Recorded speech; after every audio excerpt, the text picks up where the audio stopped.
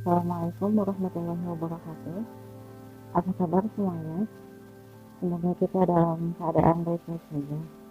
Pujian serta rasa syukur kita panjatkan kepada Tuhan Yang Maha Esa atas keberkatan dan kasih sayang darinya kami dapat menyelesaikan tugas ini. Yang saya hormati dosen pengampu mata kuliah pengelolaan pendidikan Bapak Dede Nurjamil, Sarjana Pendidikan, Magister Pendidikan, serta asisten dosen Farhan Maulana Darsono yang saya hormati. Tak lupa teman-teman kelas 2021 yang saya banggakan. Pada kesempatan kali ini, kelompok kami akan memaparkan tentang konsep pengelolaan pendidikan tingkat sekolah menengah.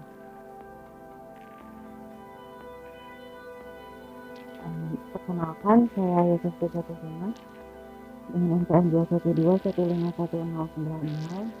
Di sini saya bertugas sebagai moderator untuk memimpin jalannya penyampaian materi pada kali ini, sekaligus penyaji materi.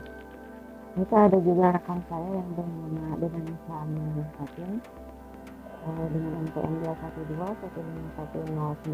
212151091 sebagai penyaji kedua. Adapun submateri yang akan kami bahas yaitu yang pertama mengenai konsep manajemen mutu sekolah menengah, lalu sasaran mutu pendidikan, dan yang terakhir karakteristik menjadikan sekolah bermutu.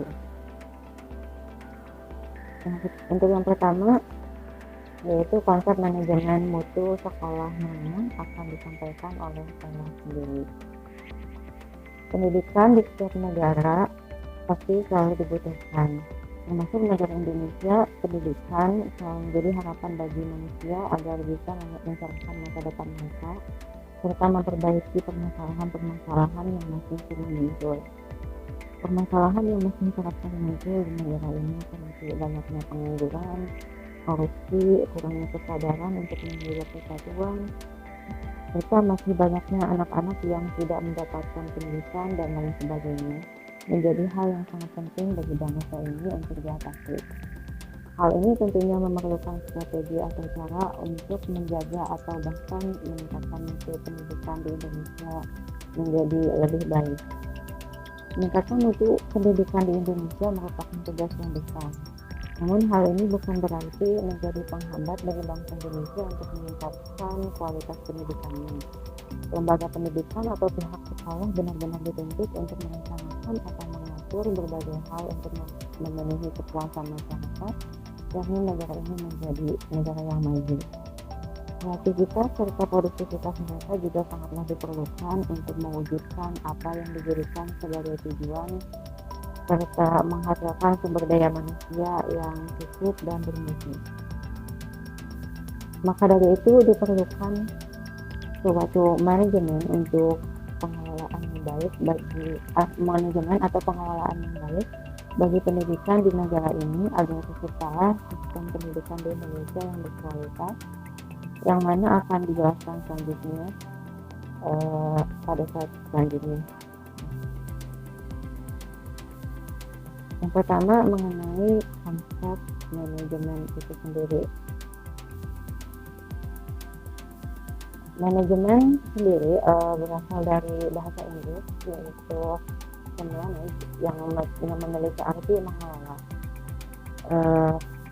Bentuk pengelolaan ini dilakukan agar sumber daya yang ada dapat daya gunakan secara terkoordinasi dan terbaur untuk mencapai tujuan organisasi.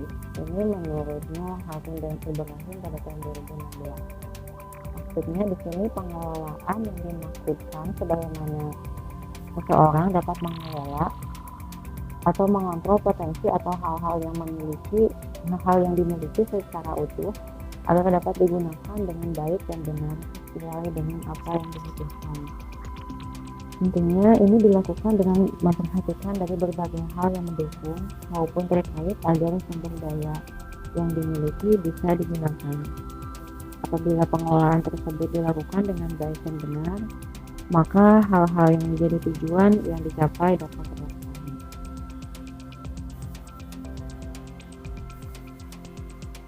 Kemudian untuk pengertian mutu, yang pertama Menurut KBBI, mutu bermakna ukuran baik buruk suatu benda atau kadar atau taraf atau derajat kepandaian, kecerdasan, dan sebagainya, atau juga bisa diartikan sebagai kualitas.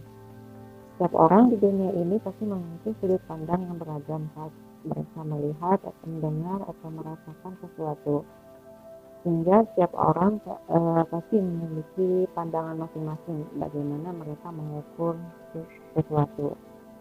Tentunya dalam hal mengukur suatu kadar akan timbul yang namanya ukuran, yang mana bisa dikatakan baik atau buruk. Kata lain dari mutu, sebagaimana disebutkan sebelumnya, juga memiliki makna kualitas, di mana saat seseorang berbicara mengenai kualitas suatu benda, contohnya suatu tempat, bisa jadi mereka tanyakan adalah apakah tempat tersebut bagus atau tidak, bersih atau kotor, luas atau sempit, atau lain sebagainya. Ada pula pengertian mutu yang lainnya. Menurut Diana Purwanti pada tahun 2019, mutu adalah kemampuan dari barang atau jasa yang dapat memuaskan dan memenuhi kebutuhan pelanggan. Fokus mutu adalah kepuasan pelanggan, sehingga barang atau jasa dikatakan bermutu apabila mampu memuaskan atau memenuhi dan bermanfaat bagi pelanggan.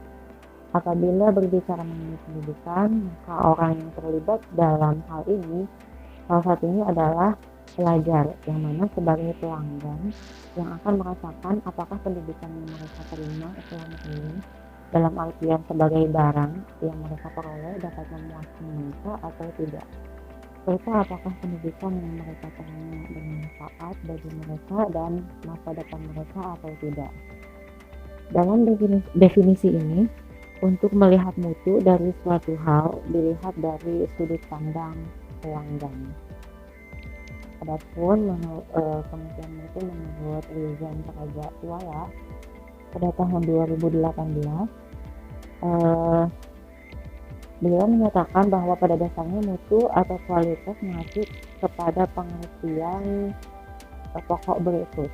Yang pertama, mutu atau kualitas terdiri dari sejumlah keistimewaan produk, baik keistimewaan langsung maupun keistimewaan atraktif yang memenuhi keinginan pelanggan dan dengan demikian memberikan kepuasan atas penggunaan produk itu.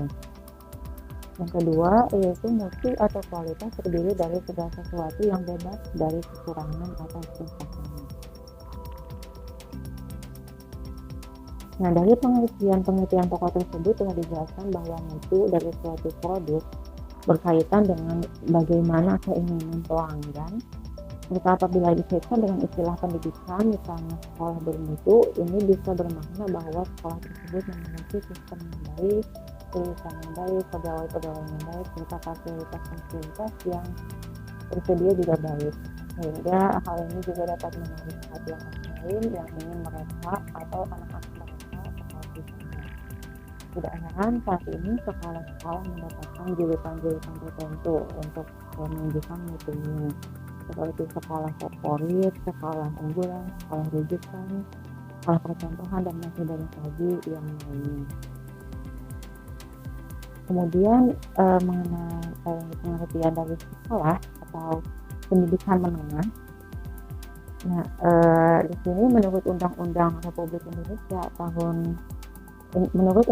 Republik Indonesia Nomor 20 Tahun 2003 tentang Sistem Pendidikan Nasional, Bab 6 mengenai jalur, jenjang, dan jenis pendidikan pada bagian ketiga mengenai pendidikan menengah, pasal 18 ayat 1 sampai dengan 3 menyatakan bahwa pendidikan menengah merupakan lanjutan pendidikan dasar. Pendidikan menengah terdiri atas pendidikan menengah umum dan pendidikan menengah kejuruan. Lalu pendidikan menengah berbentuk sekolah menengah atas atau SMA, madrasah aliyah atau MA, sekolah menengah kejuruan atau SMK, dan madrasah aliyah kejuruan atau MAK, atau bentuk lain yang sederajat. Nah, maka dapat disimpulkan bahwa manajemen mutu sekolah menengah merupakan suatu bentuk kemampuan dalam mengelola atau mengatur sumber daya yang ada beserta komponen-komponen yang berhubungan di tingkat sekolah menengah yang bertujuan untuk meningkatkan kualitasnya.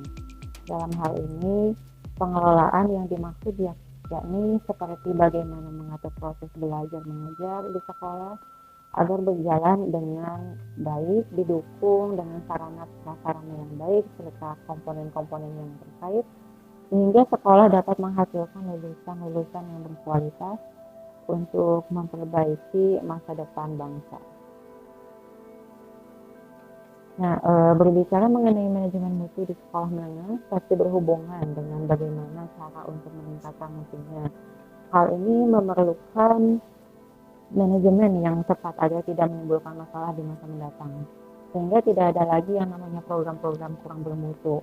Mengingat bahwasannya untuk menilai kualitas pendidikan tidak hanya dipandang dari unsur input saja, tetapi juga pada proses hingga unsur output, yaitu lulusan. Tentunya hal ini memerlukan strategi untuk meningkatkan mutu, terutama di sekolah menengah. Yang demikian terdapat beberapa dasar yang diperlukan untuk meningkatkan mutu.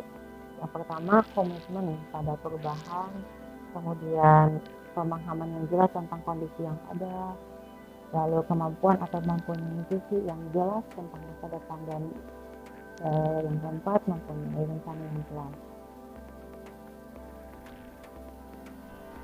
Nah, adapun berdasarkan hasil pemetaan mutu pendidikan secara nasional pada tahun 2014 mengatakan bahwa hanya sekitar 16% satuan pendidikan yang memenuhi standar nasional pendidikan. Maka mutu pendidikan di Indonesia baik di sekolah dasar maupun menengah masih dikatakan belum seperti apa yang diharapkan. Saat ini masih banyak para pengelola pendidikan yang masih tidak mengetahui makna dari standar mutu pendidikan. Dan itu sebagian besar satuan pendidikan belum memiliki kemampuan untuk menjamin bahwa proses pendidikan yang dijalankan dapat memenuhi standar kualitas yang ditetapkan oleh pemerintah.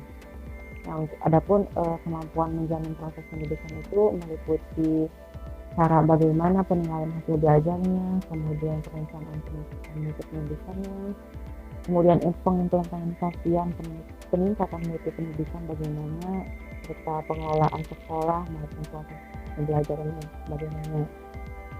Nah, terdapat satu kesatuan unsur juga yang terdiri dari organisasi, kebijakan, dan unsur yang terpadu yang mengatur segala kegiatan untuk meningkatkan mutu pendidikan dasar dan menengah secara sistematis, terencana, dan berkelanjutan, di mana dinamakan sebagai penjaminan mutu sekolah dasar dan sekolah menengah. Ini bertujuan untuk menjamin pemenuhan standar pada satuan pendidikan dasar dan menengah secara sistemik, holistik, dan berkelanjutan, sehingga tumbuh dan berkembang budaya mutu pada satuan pendidikan secara mandiri. Adapun cara yang digunakan pada sistem penjaminan mutu ini ada dua cara, yaitu secara internal dan eksternal. Itu yang internal, ini dilaksanakan di dalam suatu satuan pendidikan dan dijalankan oleh seluruh komponen satuan pendidikan. Sistem penjaminan mutu internal pendidikan baik yang dasar maupun menengah merupakan suatu kesatuan unsur yang terdiri dari organisasi kebijakan dan proses yang terkait untuk melakukan penjaminan mutu pendidikan yang dilaksanakan oleh satuan pendidikan dasar maupun menengah untuk menjamin terwujudnya pendidikan yang bermutu, yang memenuhi atau melampaui standar nasional pendidikan. Yang kedua yaitu secara eksternal. Yang secara eksternal ini dilaksanakan oleh pemerintah atau pemerintah daerah serta lembaga akreditasi dan lembaga standarisasi pendidikan. Sistem penjaminan mutu yang eksternal ini atau disingkat SPME adalah satu kesatuan unsur yang terdiri atas organisasi kebijakan dan proses yang terkait untuk melakukan fasilitasi dan penilaian melalui akreditasi untuk menentukan kelayakan dan tingkat pencapaian mutu satuan pendidikan dasar dan pendidikan menengah atau program keahlian. Nah, SPME ini direncanakan serta dilaksanakan dan dikembangkan juga oleh pemerintah dan pemerintah daerah, kemudian Badan Standar Nasional Pendidikan dan Badan Akreditasi Nasional sesuai dengan kewenangannya. Nah, adapun untuk langkah-langkahnya dalam proses penjaminan mutu ini, yang pertama penetapan standar. Memiliki standar mutu sebagai landasan dalam melaksanakan penjaminan mutu pendidikan sesuai dengan Undang-Undang Nomor 20 Tahun 2003. Standar nasional pendidikan adalah kriteria minimal dalam menyelenggarakan pendidikan. Satuan pendidikan dapat menetapkan standar di atas standar nasional pendidikan apabila penyelenggaraan pendidikan telah memenuhi seluruh kriteria dalam standar nasional pendidikan. Langkah kedua yaitu pemetaan mutu. Untuk memetakan mutu pendidikan pada satuan pendidikan berdasarkan standar mutu yang telah ditetapkan melalui kegiatan evaluasi diri yang menghasilkan peta mutu atau capaian standar, serta masalah apa yang dihadapi dan rekomendasi. Yang ketiga yaitu penyusunan rencana pemenuhan, yaitu membuat rencana pemenuhan mutu berdasarkan hasil pemetaan mutu, dokumen kebijakan pendidikan pada level nasional, daerah, dan satuan pendidikan, serta rencana strategis pengembangan satuan pendidikan. Hasil perencanaan dituangkan dalam dokumen perencanaan satuan pendidikan serta rencana aksi kegiatan. Yang keempat, langkah yang keempat yaitu tempat pelaksanaan pemenuhan mutu. Melaksanakan pemenuhan mutu dalam pengelolaan satuan pendidikan dan kegiatan proses pembelajaran sesuai hasil perencanaan sehingga standar dapat tercapai. Dan untuk yang terakhir yaitu audit mutu atau evaluasi. Ini melakukan pengendalian terhadap proses pelaksanaan pemenuhan mutu yang telah dilakukan sesuai dengan perencanaan yang disusun untuk menjamin kepastian terjadinya peningkatan mutu yang berkelanjutan. Mungkin sekian untuk materi yang bisa saya sampaikan. Untuk materi yang selanjutnya akan disampaikan oleh rekan saya, Denanisa. Pada Denanisa, saya persilakan. Terima kasih kepada moderator yang telah memberikan saya kesempatan untuk materi selanjutnya, yaitu mengenai sasaran mutu pendidikan. Secara pengertian, sasaran mutu adalah goal atau target dari suatu organisasi dalam melakukan suatu proses yang ingin dicapai dalam jangka waktu tertentu. Sasaran mutu digunakan oleh perusahaan untuk tetap fokus mengejar target yang berasal dari pedoman mutu hingga rencana untuk pencapaiannya, dan nantinya capaian sasaran mutu ini bisa dijadikan sebagai indikator kinerja pegawai. Dalam pendidikan sekolah menengah, sasaran mutu berarti target yang ingin dicapai oleh suatu pihak sekolah seperti SMA, SMK, dan yang lainnya dalam jangka waktu tertentu. Nah, untuk isi mengenai tentang aspek indikator yang akan diukur dan dibuat setiap periode, aspek indikatornya ini dapat berupa aspek kepuasan atau indikator terukur lainnya. Contohnya seperti kecepatan layanan administrasi, kecepatan penyelesaian tugas, atau indikator kinerja pendidikan. Penetapan sendiri ini dilakukan oleh pimpinan departemen atau persetujuan dari manajemen puncak. Untuk selanjutnya, sasaran mutu itu harus dapat diukur dan konsisten dengan kebijakan mutu. Sebagaimana sasaran mutu dalam ISO 901/2015 menyatakan bahwa sasaran mutu itu harus yang pertama konsisten dengan kebijakan mutu, yang kedua dapat diukur, yang ketiga memperhitungkan persyaratan yang berlaku, yang keempat relevan untuk kesesuaian produk dan jasa dan untuk peningkatan kepuasan pelanggan, yang kelima harus dipantau, yang keenam harus dikomunikasikan, dan yang terakhir harus diperbaharui sesuai dengan kebutuhan. Adapun metode yang sering digunakan untuk penyusunan sasaran mutu adalah yaitu menggunakan prinsip SMART, yaitu yang pertama spesifik, yang kedua measurable atau terukur, yang ketiga achievable atau dapat dicapai, Yang keempat, relevan, dan yang kelima, time bound atau batas waktu. Untuk materi selanjutnya, yaitu mengenai karakteristik menjadikan sekolah bermutu. Upaya peningkatan mutu pendidikan menjadi fokus utama dunia pendidikan dan pada saat ini. Untuk menghasilkan sesuatu yang memiliki manfaat tinggi serta sesuai dengan kebutuhan, maka diperlukan adanya peningkatan mutu, begitupun dalam dunia pendidikan. Penyelenggaraan pendidikan yang bermutu akan dapat meningkatkan mutu sumber daya manusia. Menurut Tilaar pada tahun 2002, sumber daya manusia yang bermutu memiliki karakteristik, yaitu yang pertama, manusia berwatak, yaitu manusia yang jujur, dapat dipercaya, suka bekerja keras, dan inovatif. Yang kedua, seseorang yang pintar atau intelijen. Yang ketiga, entrepreneur dalam berbagai bidang kehidupan. Dan yang terakhir, watak yang kompetitif yang sangat dibutuhkan dalam kehidupan dunia terbuka pada abad 21.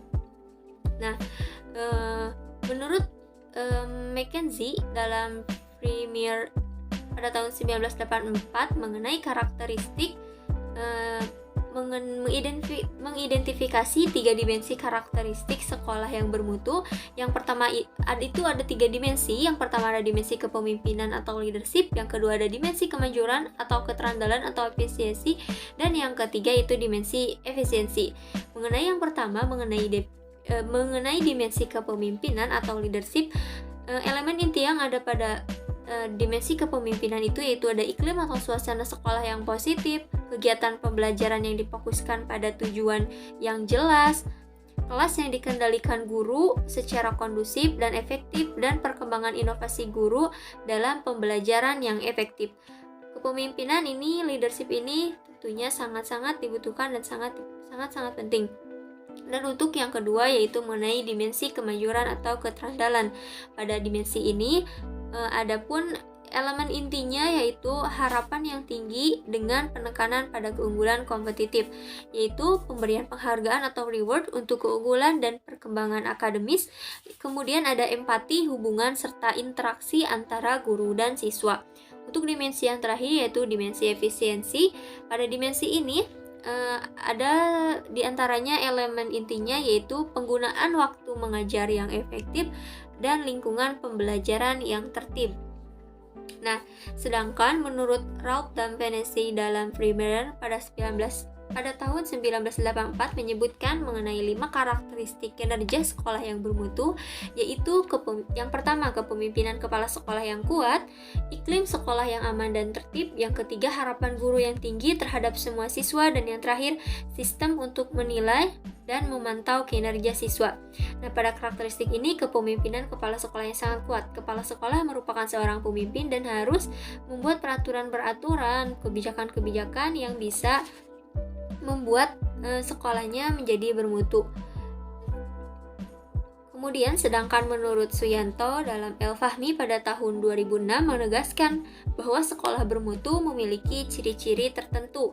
Itu ada 6 ciri. Yang pertama yaitu memiliki budaya akademik yang kuat. Yang kedua, memiliki kurikulum yang selalu relevan dengan perkembangan ilmu pengetahuan dan teknologi. Yang ketiga, memiliki komunitas sekolah yang selalu menciptakan cara-cara atau teknik belajar untuk belajar yang inovatif. Yang keempat, berorientasi pada pengembangan hard knowledge dan soft knowledge secara seimbang. Dan yang kelima, proses belajar untuk mengembangkan potensi siswa secara holistik. Dan yang terakhir yaitu mengembangkan proses pengembangan kemampuan dan kompetisi berkomunikasi siswa secara global. Mungkin sekian materi yang dapat saya sampaikan. Mohon maaf, saya kembalikan lagi kepada moderator. Terima kasih. Baik, terima kasih kepada Denanita untuk penyampaian materinya. Mungkin sekian untuk penyampaian materi dari kelompok kami. Mohon maaf atas segala kekurangannya. Terima kasih. Wassalamualaikum warahmatullahi wabarakatuh.